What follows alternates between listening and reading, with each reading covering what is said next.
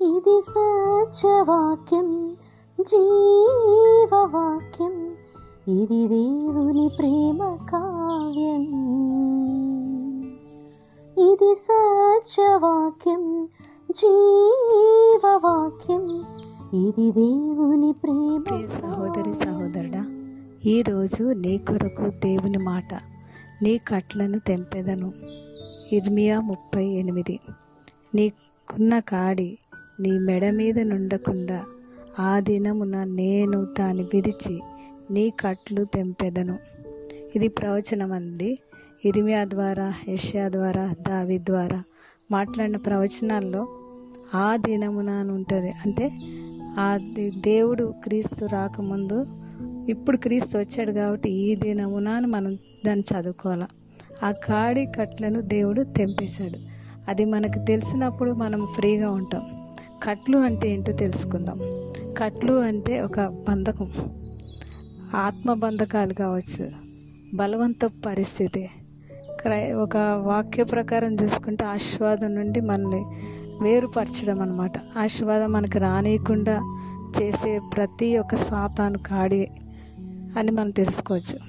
107వ కీర్తనలో 10వ వచనం చూసినప్పుడు, దేవుని ఆజ్ఞకు లోబడక దేవుని తీర్మానమును తృణీకరించినందున బాధ చేతను ఇనుప కట్ల చేతను బంధింపబడిన వారై ఆయాసం చేత కృంగి సహాయం లేక వారు కష్టకాలమందు. అంటే ఈ కష్టమంతా ఎందుకు వచ్చిందండి? వారు దేవుని మాట వినకపోవడం వలన, వారి సొంత తీర్మానాలు చేసుకోవడం వలన, తృణీకరించబడడం వలన, ఇవన్నిటిని బట్టి ఆ యొక్క ఇనుప కట్లు చేత బంధింపబడినాడు. ఎప్పుడైతే మనం దేవునికి దూరం అవుతామో అప్పుడు శత్రువు మన మీద ఒక కాడి అనేది వేస్తుంది. అయితే మనం గ్రహించుకోవాలి, ఈ ఆశీర్వాదం నుండి నేను ఎందుకు పొందుకోలేకపోతున్నాను? క్రీస్తు శిలువలో ఆత్మ సంబంధం ప్రతి ఆశీర్వాదం మనకి ఇచ్చానంటాడు. ఇక గలతీలో చెప్తాడు దేవుడు, క్రీస్తు ద్వారా మీరు అబ్రహాం యొక్క ఆశీర్వచనాలన్నీ మీ మీదకి వచ్చాను, అయినా మనం ఎందుకు ఆశీర్వాదం పొందుకోలేకపోతున్నాము అని మనం గ్రహించుకొని దేవుని ఆజ్ఞకు ఎక్కడ లోబట్లేదు, ఎక్కడ నేను ఈ కట్ల చేత పట్టానో అనుకుని మనం ఏం చేయాలా? వాళ్ళు దేవునికి మొరపెట్టారని ఉందండి. వారు ఆ చీకటిలో ఉండి, మరణాంధకారంలో ఉండి దేవుడు వారిని రప్పించాడని వాక్యం సెలవిస్తుంది. చాలామంది స్థిరత్వం లేకుండా బుద్ధిహీనమైన ఆలోచనలు చేసి వారి యొక్క దుష్ట ప్రవర్తన వలన భారభరితమైన జీవితంలోకి జీవిస్తూ కష్టతరమైన పరిస్థితులు తెచ్చుకొని ఆత్మహత్య శరణ్యం అనుకుంటున్నారు. నీ కొరకు దేవుడు చేతులు చాస్తున్నాడు. నా దగ్గరికి రా బిడ్డ, నీ కట్లు తెంపుతాను. అది నువ్వు ఎంత బుద్ధిహీనమైన పనిలో ఉన్నా, నువ్వు బాధపడితే నేను చూడలేను, నీ కట్లు తెంపుతాను, రా బిడ్డ అని దేవుడు నేను పిలుస్తూ ఉన్నాడు.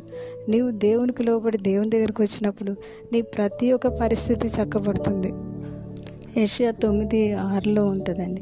ఏలయనగా మనకు శిశువు పుట్టాడు, క్రీస్తు మనకు పుట్టాడు కాబట్టి ఈ 3వ వచనం చూస్తే జనులు సంతోషించాలి, వాళ్ళ సంతోషం వృద్ధిపరచాలని, వాళ్ళు సమృద్ధి అనుభవించాలని దేవుడు ఇక్కడ మాట్లాడుతూ ఉంటాడు. 4వ వచనంలో కూడా మిద్యానీయులకి, అంటే మనం గిద్యోనులో తెలుసుకున్నాము, ఆ మిద్యానీయులు ఎలా అయితే వాళ్ళ జీవనోపాధి అంతటిని వాళ్ళు నాశనం చేసేస్తున్నారు. అట్లాంటి కాడి మన మీద ఉంటే ఆ కాడిని దేవుడు ఈ దినం విరగొట్టినానని చెప్తున్నాడు. నీ మెడకు కట్టబడి తోలువాని కొరడాలను నేను విరిచి ఉన్నానంటాడు. అంటే మెడకు కట్టబడిన కర్ర అంటే మనల్ని కంట్రోల్ పెట్టుకునేది అనమాట. చూడండి, గేదెలకి అది పొగరబోతుంది అయితే దాని మెడకి ఇలాగా ఒక కర్రని అలాట్ చేస్తూ ఉంటారు. దానివల్ల అదేంటంటే తలదించుకునే ఉంటుంది. అలా శత్రువు ఏం చేస్తుందంటే కొంతమంది పరిస్థితుల్లో ఎప్పుడు వాళ్ళు తలెత్తుకోనియకుండా ఏదో ఒక నిందలు, అవమానాలు, ఏదో ఒక పరిస్థితులు తీసుకొచ్చి వాడిని ఏం చేస్తుందంటే వాడు కంట్రోల్లో పెట్టుకుంటాడు. ఇంకోటి ఏంటంటే తోలువాని కొరడాలు విరిచిన్నారు. తోలువాని కొరడాలంటే కొంతమంది స్థిరత్వం లేక ఆ జాబ్కి ఈ జాబ్కి అన్ని జాబులు మారుతూనే ఉంటారు వాళ్ళు. అదొక కాడి, శత్రువు వేసిన కాడి అని వారికి తెలియదు. ఎక్కడ సాటిస్ఫాక్షన్ ఉండదు వాళ్ళకి. ఇదంతా కూడా శత్రువు యొక్క పన్నాగం అన్నమాట. అదొక ఉరి, శత్రువు వేసే ఉరి. ఈ కాడి అనేది ఏంటంటే అదొక బంధకం అనమాట. ఈ బంధకాలన్నిటినీ దేవుడు ఏం చేస్తున్నాడు? దేవుడు మన కొరకు ఉన్నాడు, మన కొరకు పుట్టాడు, మన కొరకు ఆయన సిలువలో అవన్నిటిని విరగొట్టానని చెప్తున్నాడు. తోలువాని కూడా అంటే మనం దాన్ని గ్రహించి దేవుని సన్నిధికి తీసుకురావాలి. యెషయా 10:27లో కూడా ఆ దినమున అంటే ఈ దినమున అనుకోండి, నీ భుజముల మీద నుండి అతని బరువు కాడిని తీసివేయబడును, బరువు తీసివేయబడును. అంటే ఏదో ఒక బరువు పెడతా ఉంటుంది, పనిలో ఒత్తిడి తీసుకొస్తూ ఉంటుంది. కొంతమంది ఆఫీస్లో చాలా ఒత్తిడి తీసుకొచ్చి వాళ్ళని అలసిపోయేలాగా చేస్తూ ఉంటుంది. చూడండి, ఆనాడు ఐగుప్తీయులు అలాగే వీళ్ళ మీద బరువులు పెట్టారు, ఇశ్రాయేల్ మీద. ఈ బరువులు ఇలా రెస్ట్లెస్గా మనకి పనిభారం పడడం అనేది ఇది శత్రువు యొక్క ప్లాన్ అని మనం తెలుసుకోవాలి. దేవుడు ఎప్పుడు మనకి విశ్రాంతిని ఇచ్చి ఉన్నాడు. అయితే మనం దేవుని దగ్గర తీసుకురావాలి. ఈ వాక్యాలు ఎత్తిపెట్టుకుని మనం ప్రార్థన చేయాలి. నీ మెడ మీద నుండి అతని కాడి కొట్టివేయబడు. ఎందుకు? నీవు బలిసినందున ఆ కాడి విరగొట్టబడును.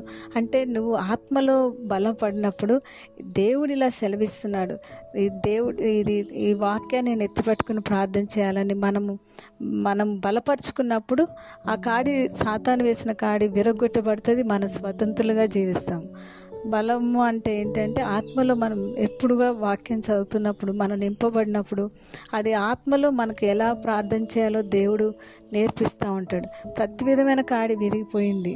నీ జీవితంలో దైవికమైన ఆలోచనలు కలిగి ఉండటము, దైవికపరమైన శక్తిని పూర్తిగా నువ్వు అవగాహన చేసుకున్నప్పుడు నువ్వు స్వతంత్రుడిగా జీవిస్తావు. సాతాను ఒక వ్యక్తిని పాపంలో అంటే ఏ త్రాగుడుకో ఏ వ్యభిచారానికో బానిసగా చేసి బంధిస్తుంది.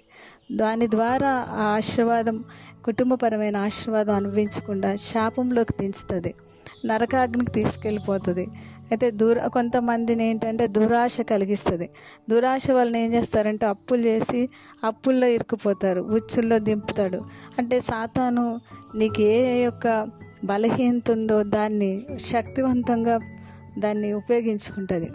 రోగం చేత, సమస్యల చేత నలిగిపోయేలా చేసి ప్రాణం సమస్యలేలా చేస్తుంది. నీ కట్లు తెంపబడాలంటే ఏం చేయాలి? నువ్వు పశ్చాత్తాపడాలి. పశ్చాత్తాపం అంటే కొంతమంది బాధపడతారు, దుఃఖపడతారు, రోధిస్తూ ఉంటారు. అది కాదు పశ్చాత్తాపం అంటే. మనస్ఫూర్తిగా దేవుని సన్నిధికి వచ్చి ఒప్పుకొని విడిచిపెట్టడం అనేది పశ్చాత్తాపం. చూడండి, ఇస్కరియోతు యూదా పశ్చాత్తాపడ్డాడు, బాధపడ్డాడు, కానీ ఏం చేశాడు? ఉరేసుకుని చనిపోయాడు. అది కాదు కదా పశ్చాత్తాపం అంటే. మనసు మార్చుకోవడం అనేది పశ్చాత్తాపం. తాను చేసిన తప్పని గ్రహించటమే పశ్చాత్తాపం. దాని నుండి విమోచింపమని దేవుని ప్రార్థించినప్పుడు ఆయన నీ పాపాల వలన వచ్చిన శాపాన్ని కొట్టివేసి నీకున్న ప్రతీకాన్ని విరగొట్టి దాని నుండి నిన్ను స్వతంత్రంగా చేసి ఆశీర్వదిస్తాడు. జకర్యా గ్రంథం 9వ అధ్యాయంలో 12వ వచనంలో కూడా దేవుడు చెప్తాడు, బంధకంలో పడియుండి నిరీక్షణ గలవార్లారా మీ కోటను మరలా ప్రవేశించుడి, రెండంతలుగా మీకు మేలు చేసేదనని నేడు నేను మీకు తెలియజేయుచున్నాను. అంటే దేవుడు బంధకాల్లో ఉంటే ఏదో ఒక పరిస్థితిలో నువ్వు ఇరుక్కొని ఉన్నా, నీకు నిరీక్షణ ఉన్నప్పుడు దేవుడు తిరిగి నీకు రెట్టింపునిస్తాడు. మనం నిరీక్షణ కోల్పోవద్దు. ఇంకోటి ఏంటంటే వాక్యాన్ని మనము ఎత్తిపట్టుకొని ప్రార్థన చేయాలి. అప్పుడు తప్పకుండా మనకి ప్రతి విధమైన వాటి నుండి మనం స్వేచ్ఛను పొందుకుంటాం, ఆశీర్వదింపబడతాం.